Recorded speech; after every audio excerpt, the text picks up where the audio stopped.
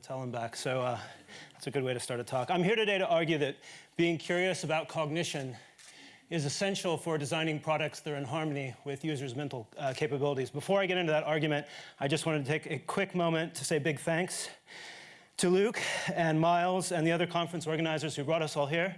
So, round of applause for them. And then, Luke, there's not that many of these in existence, but I wanted to bring you something from YouTube. I hope I remembered it. I did. Something to remember us by. It's a YouTube selfie stick. There's only maybe 5. Enjoy it. Yeah, we should get a selfie. Okay, so big thanks again for you all as well for coming. My talk today is in 3 acts. I'm here to talk to you about cognitive psychologist. I am a cognitive psychologist by training. I'm going to talk about 3 of my favorite cognitive psychologists and what I think they've contributed towards the practice of UX and design. So the first is Treisman, who studied perception. The second is Hermann Ebbinghaus, who studied memory, specifically long-term memory. And the third is a psychologist named Egon Brunswick. I'm going to start with Anne Treisman. So this is her. Sadly, she died this year. She was a brilliant woman, a British psychologist who studied perception. She's one of very few scientists who've won the United States Presidential Medal of Science, which is either given to engineers or scientists, and it typically goes to hard scientists, physicists. She's one of the very few women who's won it. She's one of the very few psychologists who's won it, and she's one of the very few people that's from outside of the United States who's won it. They typically favor people from the United States since it's an award for them. Anne Treisman studied perception, and human perception is complicated, but in a nutshell, it's the conscious experiences that result from stimulation of the senses. That's a textbook definition from my college textbook on cognition, which I brought here today. I'm not going to go into that textbook. I'm going to try and keep it pretty simple for us all. Perception researchers were some of the first to study users of visual displays, right? Which almost all of you have now done. So in some ways, you owe something to the perceptual psychologists that came before us. They were the scientists that easily can be thought of as the earliest user experience researchers. Now, Treisman and her colleagues were some of the first to discover something called the pop-out effect. How many of you have heard of the pop-out effect? Maybe a quarter of you. Okay, I'm going to explain it. The pop-out effect occurs when a search task is made easier because there's something truly unique about the target. So you're looking for something, and there's something very unique about it, and it sort of has a tendency to pop out from the display. And the more unique the target is that you're trying to find, the more it pops out. This is something that's easier to show than write about or talk about, so I'm going to show you here with a demonstration. You're going to have to rouse yourself just a little bit and help me out. I'd like you to raise your hand when you see the green square, okay? So just find the green square in this display, and then put your hand up as soon as you do. This never fails, these in-lecture experiments. Let's try it. 1, 2, 3, go. Still hands. Okay, that was pretty good, but it's hard, right? It's hard because there's all this clutter, and that's by design. There's all these green circles competing for your attention, and there's all these red squares. So let me make it a little bit easier for you. Let's try it again. This time I'll keep the exact same amount of clutter, but I'll change one thing and make it slightly easier. So same task, Adam, when you see the green square, hand up. Ready? Oh, and the rest of you. Here we go. Go. That was faster. I can tell from here all of your hands went up faster. It still wasn't as fast as it could be, but in this version, there's only one square, and that unique quality makes the square easier to find than before.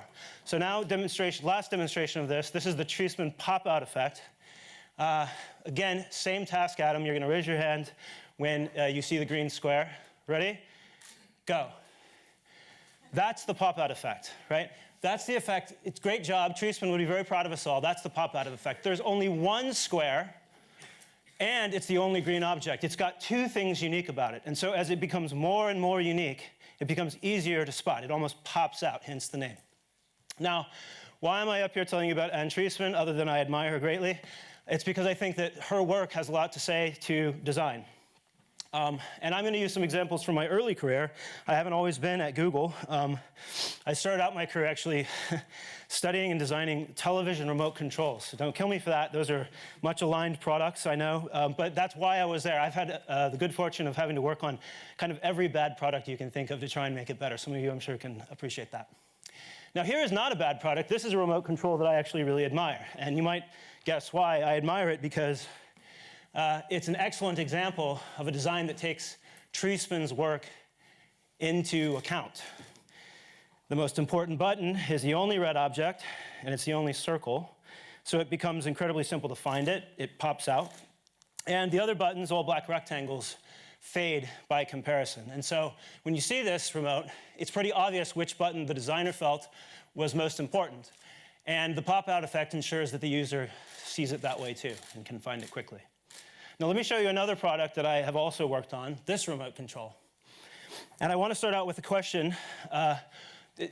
Don't answer, don't shout out, but think about it in your mind, like a magic trick, right?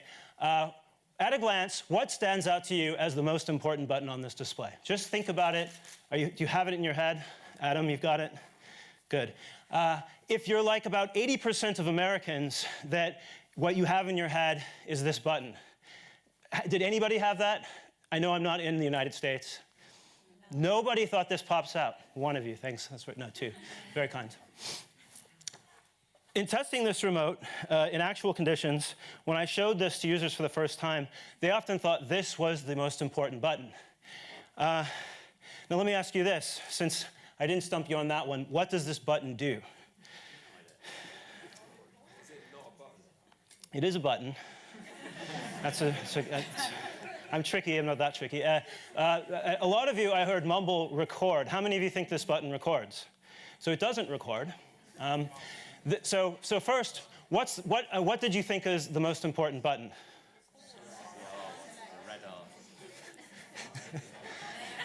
It's highly heterogeneous here, that's fine. Well, so, this button is for power, right? In the previous example, that was the most important button. So some of you might have thought that because of priming effects, and you'd just seen that before. Also, it's a good guess on remote controls. It's important to be able to turn it on and off. This is the record button, actually, which is obvious because it has an R on it, I might point out. No, this button actually, and I'm not making this up, this button was intended to order a pizza from Domino's, and I think it's pretty obvious that that dot is a pepperoni, which is what that icon's supposed to be. So this is real. I was called in to test this because they were having some user problems with this remote, and so we ran some tests, and sure enough, a lot of people thought that that was a record button or that it was the most important button. And actually that year, they moved ahead with this. It's weird that Domino's is such a forward-thinking company, so they actually launched a partnership with TiVo to launched a dedicated pizza button. And I actually thought this was a crazy idea. This was probably 2008 or 2009. But now it doesn't seem as crazy. Now I see with Amazon, there are all sorts of products with dedicated buttons. So maybe Domino's is like an incredibly forward-thinking company. Do you guys know what Domino's Pizza is? I don't know if that's... OK, it's like a pretty inexpensive pizza franchise. Yeah. So I'm actually going to come back to Domino's later. That sort of run through my talk. But my point here is that this design suffers a bit because the button that pops out isn't actually that important. It doesn't do what people thought it did. And unless you really, really like pizza, I guess, then it is that important. So let me table talking about remote controls and pop-out effect for just a moment and move to my second psychologist. I have to keep the time here. Hermann Ebbinghaus. So Hermann Ebbinghaus, how many of you have even heard of him? He's the oldest psychologist, but he's often talked about in like my textbook there. No? One of you? That's terrible. Here he is, 1850 to 1909. Now, if you haven't heard of him, it's kind of shame. You should be ashamed of yourself because he's the only psychologist I'll talk about today that actually has a Twitter handle, which is a fake parody Twitter handle, but it's hilarious, and I suggest that you follow it. The Twitter handle is all about memory and long-term memory, because that is what he studied. Hermann Ebbinghaus studied long-term memory, which is, according to this book, a memory system for holding large amounts of information for long periods of time. Basically, this is where you store things that you learn. So like the talks that you've seen here today, right? You're storing the information from those talks in your long-term memory. Now, Hermann Ebbinghaus was famous for discovering something called the serial position effect.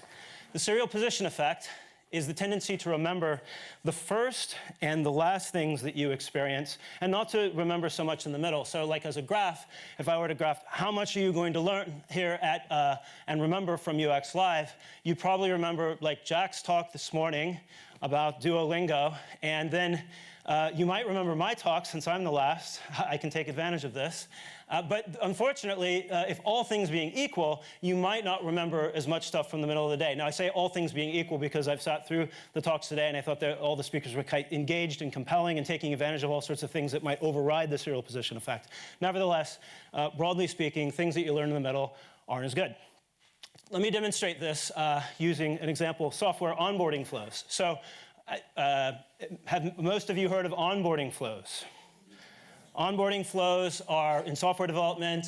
Onboarding is how a product is introduced to a very new user, and there's kind of two key things that an onboarding flow should do. One, it should be motivating to the user because you want them to continue to use your product. And two, it should be educational, right? And I'm not going to focus on the motivation part of this talk today. I just don't have time. But I am going to focus just briefly on the educational component of it, because a lot of designers expect onboarding to do a lot of heavy lifting, right? They expect the onboarding to really educate the user about how the product's going to work, tips and tricks that you might use, and so forth. That it's educational. And designers obviously want users to remember, I mean, that's the whole point, right? They want them to remember what they see in onboarding to help the users use the new software successfully.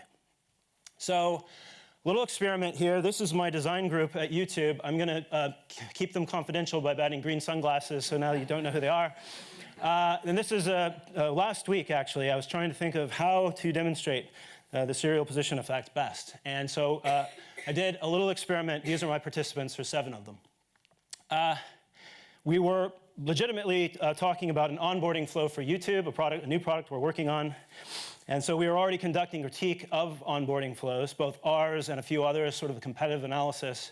And I asked them to do one last one, which was I asked them to add an additional critique to the onboarding flow for Duolingo, Jack's product that he was speaking about today, on desktop. And I picked it for actually 2 reasons. One, I'm kind of a big fan of Duolingo's onboarding flow. I thought it was quite good. And then when I looked into it more, a lot of other people agreed it had recently won like an award as one of the top 5 onboarding flows in the world. And so I thought, aha, perfect. What better example to give my design group than this? And so I did, and just so that you we're all on the same page, this is what Duolingo's onboarding for desktop looks like. So you come to this screen and you click Get Started, and then you'd pick a language that you hope to learn, maybe French, and then you're introduced to Duo, the owl, who's sort of a character who's going to take you through the onboarding flow, and then sort of reintroduced, but this time to learn French. And then you can hover over things, and there's all sorts of interesting translation features, and it gives you feedback, and then you get experience points, and then you get a dashboard of your experience points and some lessons, and then there's 4 lessons. And then there's different types of tasks that they sort of show you, and then they show you, you could also do this fun missing word game, and then you get experience points, and then you can save your project in this safe, and then finally you're prompted to create a logon. So that's the onboarding flow. Now I went through it pretty quickly for sake of time. We all want to get to cocktails, especially me now that I've run all the way to the hotel and back. And but I think actually what we just did there is kind of what I would expect a user to do, right? I don't know that a user would deeply read each one of these screens. There's 16 total screens here, one after the other. But remember, I was tricking the designers. They had no idea I was tricking them at the time. So they spent a little bit more time. They took about 5 minutes kind of analyzing all 16 screens and sort of and looking very philosophical. About 20 seconds per screen. And then I surprised them. I told them, go ahead and close your laptops, and I gave them a quiz. I used to be a professor, so I gave them a quiz and a surprise memory quiz. So just anyone have a prediction about how well they did on this quiz? So remember, they're designers, so they're sort of better at seeing the details of things than the average user. I'm actually not convinced that's true, but they might believe that. They're also spending a bit more time, I think, and they're really closely paying attention because, after all, they're doing critique. So, do you think that their memory was good for the onboarding flow? Poor? They did spend more time observing. They did spend more time. That's right. Here's the data. So memory for Duolingo onboarding details, and the questions are in the sequence of the slides that they're asking about, and the correct response is on the y-axis there. So at the beginning, they were pretty good, but only for question 1. Like, you can immediately see this drop off here. And then for the mid-pack here, it gets pretty bad, like no one got question 8 right. And then at the end, you see this uptick.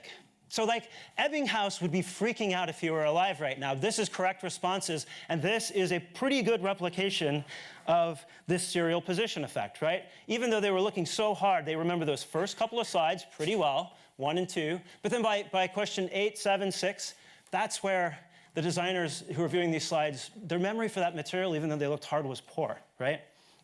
So designers probably shouldn't trust that users are going to learn everything they need to navigate software from onboarding alone. And I know that people don't do that. I know they're doing the best that we can in a very hard situation when you're designing an onboarding flow. They're not easy to do. Nevertheless, I think it's important to kind of remember this. And even award-winning onboarding like Duolingo's might not be as effective, especially for the information that's in the middle or if the sequence is quite lengthy. Table that. I want to talk about a third psychologist. This is one of my all-time favorites, Egon Brunswick. Show of hands if you've heard of Egon Brunswick. Well, actually, more than Ebbinghaus. You're a very cool audience.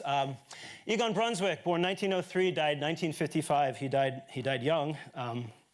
He was from Turkey, and he was the first to establish a psychology lab in Turkey. This is his lab group. They look very progressive and much more well-dressed than any of my lab groups have ever looked, or me, actually. Egon Brunswick was one of my favorites because he was a functional psychologist, which meant he cared about how the environment interacts with the mind to create behavior, instead of in contrast with behaviorists that really only cared about the mind, that really only cared about behavior. So the point is he cared a lot about how the environment influences us. And he studied decision-making, as I said, the cognitive processes resulting in the selection of a course of action among several alternative possibilities. Again, textbook. And I guess the reason I like decision-making and studying it so much is because it's fascinating how poor humans are at it, right? We all know, and in fact, many of the talks today have referenced decision-making biases that we make, right? And it's so easy to push our decision-making around, and therefore for us to make poor decisions. Making good or best decisions can be difficult for humans, and that's an important design challenge.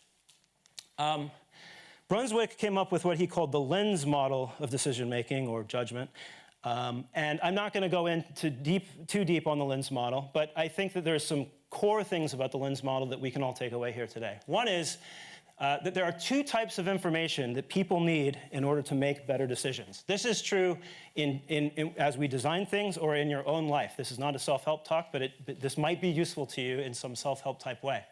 1, we need information about ourselves. We need feedback about how we are behaving.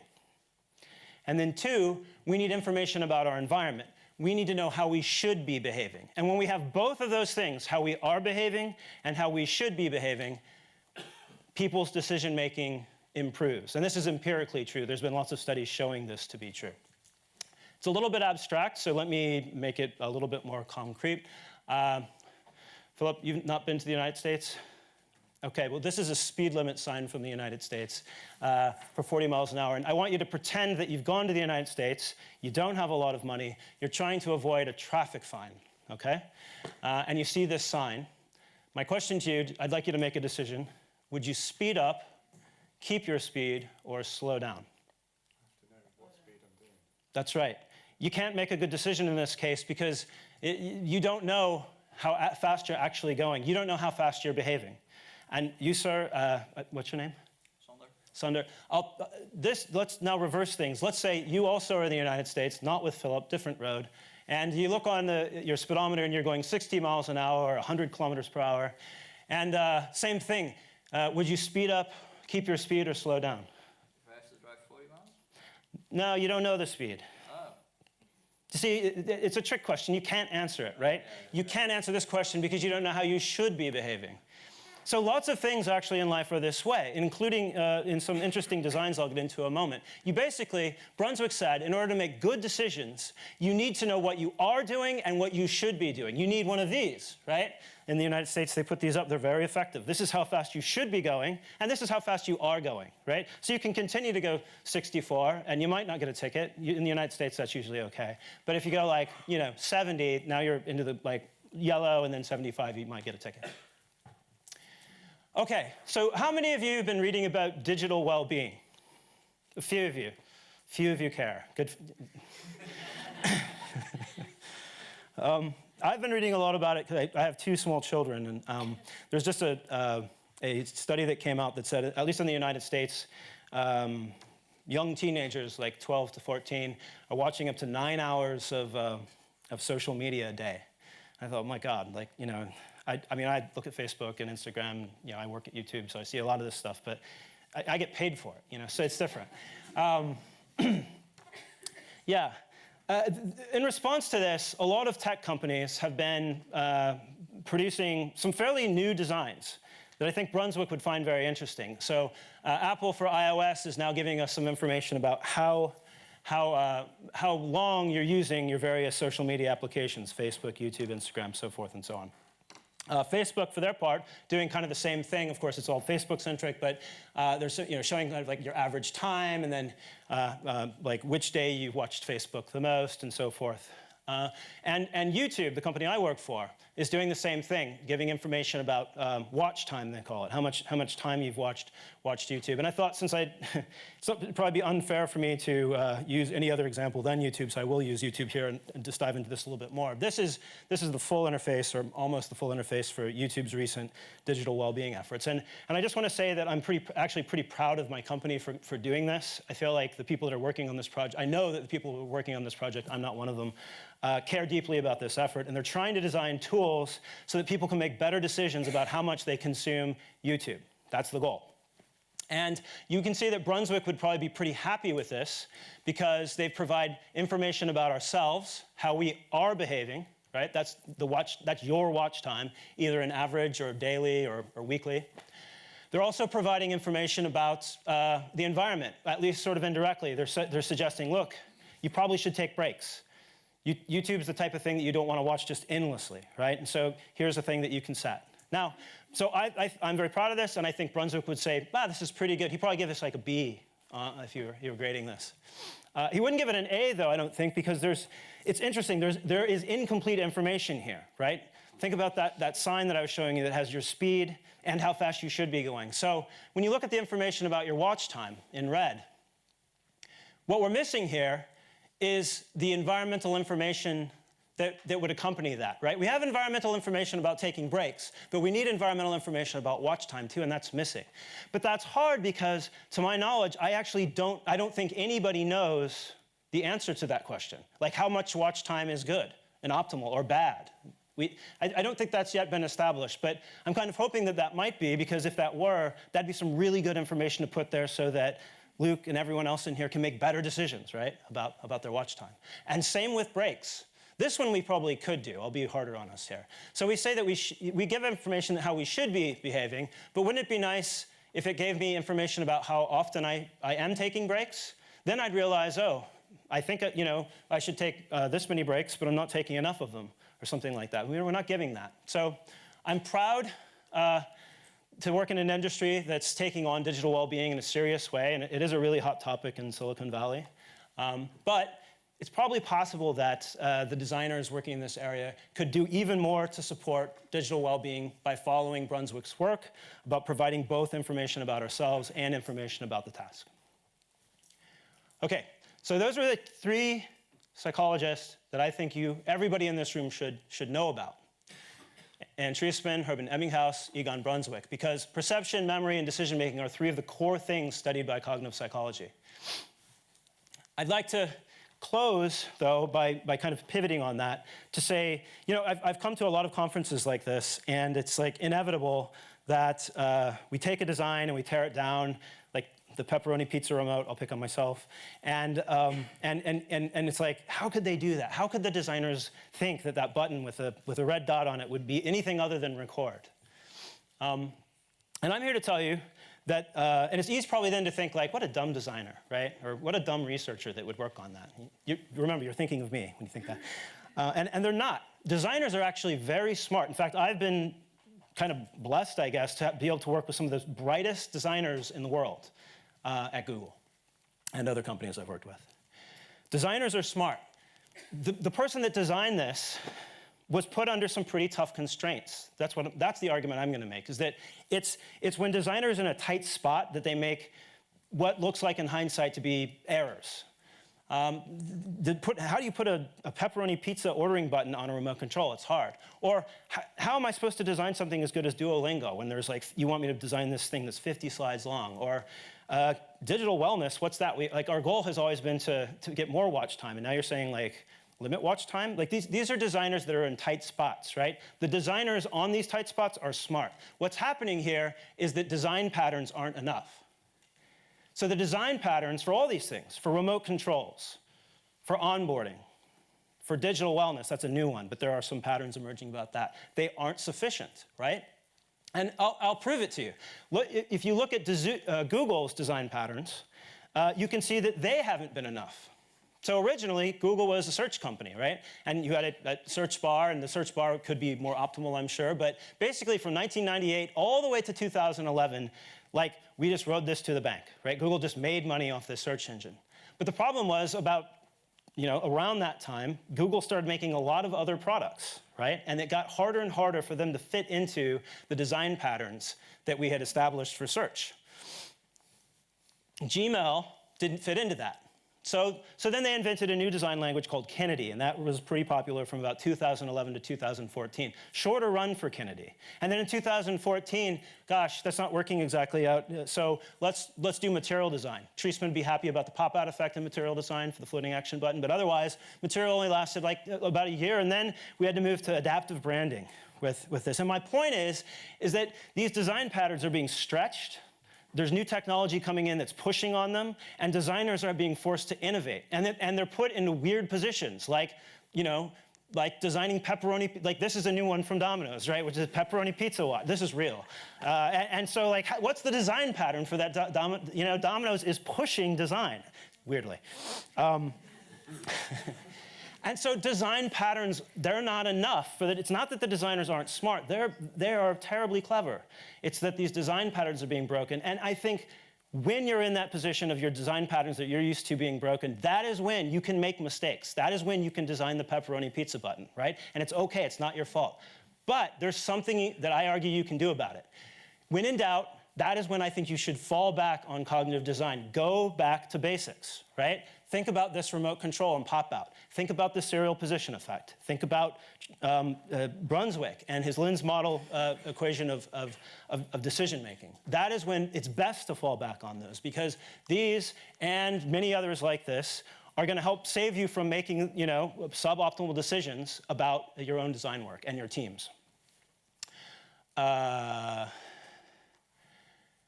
Technology and design patterns change quickly. And you can see there, even at Google, it's accelerating, right? The changes are coming faster and faster and faster. The cognition doesn't. Humans they change, of course, but human cognitive psychology doesn't seem to change, right? The stuff that Treisman found in the 1800s is still relevant today. So it's worth staying curious about cognition. If you'd like to learn more, I don't recommend reading this textbook, actually. I had to really dig through it to even find those 3 definitions. There's lots of other ways to find out about it. But one way my team wanted me to tell you about is that we are going to launch our own YouTube channel. We've built like 3 or 4 series on the cognition of psychology. We're going to launch it in 2019. If you'd like to know more about it, you can follow me on my Twitter handle, and then I will release those on there as we go. But other than that, I just wanted to say thank you very much for having me today.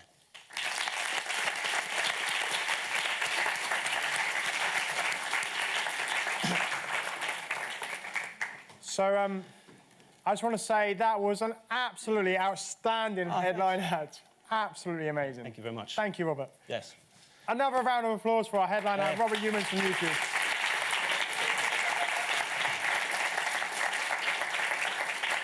That really was the icing on the cake. I hope you all enjoyed today. We're only halfway through UX Live. We've still got another day tomorrow. Who's coming back tomorrow? Hands up. Majority of people, we know that because of, I think it's 25% of people bought 1-day tickets and 75% bought 2-day tickets. Who's not coming back tomorrow? Hands up. Paul, you. So we're going to wrap up now.